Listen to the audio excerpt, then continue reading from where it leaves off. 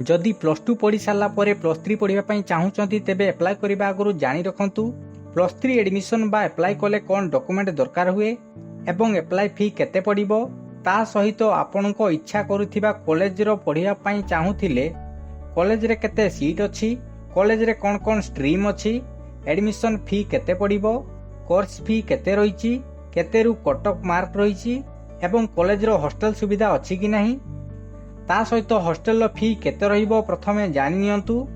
तेबे प्रथमे जानिबा एप्लाय बा एडमिशन बेले कौन कौन डॉक्यूमेंट दरकार हुए। डॉक्यूमेंट रे आपणकर आधार कार्ड दरकार, आपणकर पासपोर्ट साइज फोटो दरकार, आपणकर प्लस टू मार्कशीट दरकार बा एडमिट कार्ड दे परिबे, कास्ट सर्टिफिकेट दरकार, तापरे आपणकर बैंक पासबुक दरकार एवं आपणक ब्लड ग्रुप रो रिपोर्ट दरकार। एप्लाय फी देखिबाकू गले जनरल ओबीसी 275 टंका एवं एससी एसटी मानकर 175 टंका रहिछि।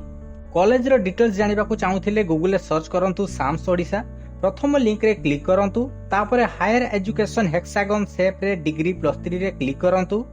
टिके तळकू स्क्रॉल करी जेउ कॉलेज रे पढिया पई इच्छा करिसंती सेही कॉलेज रो डिस्ट्रिक्ट सिलेक्ट करंतु एवं एठारे सेही कॉलेज रो नेम सिलेक्ट करंतु। तापरे इंडिविजुअल कॉलेज प्रोफाइल रे क्लिक करंतु। क्लिक कला परे ऊपर गोटे पॉपअप नोटिफिकेशन आसीबो, सेथिरे एलओएस शो रे क्लिक करंतु। एठारे college principal name, phone number एवं ईमेल मध्य पाइबे।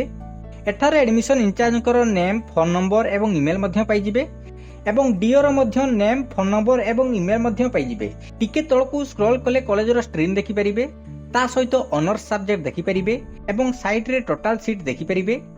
एडमिशन फी मध्य आपनक स्ट्रीम, ऑनर्स एवं कैटेगरी हिसाब रे आपनक फी देखि परिबे। तळकू स्क्रॉल कले कोर्स फी मध्य स्ट्रीम, ऑनर्स एवं कैटेगरी हिसाब रे कोर्स फी देखि परिबे। ता तळकू स्क्रॉल कले स्ट्रीम, ऑनर्स एवं कैटेगरी हिसाब रे केते मार्क टू सिलेक्ट करा जाय देखि परिबे। ता तळे हॉस्टल रो इन्फॉर्मेशन देखि परिबे, केउ स्ट्रीम रे सीट अछि एवं जनरल एससी एसटी कैटेगरी रे हॉस्टल फी केते अछि देखि परिबे।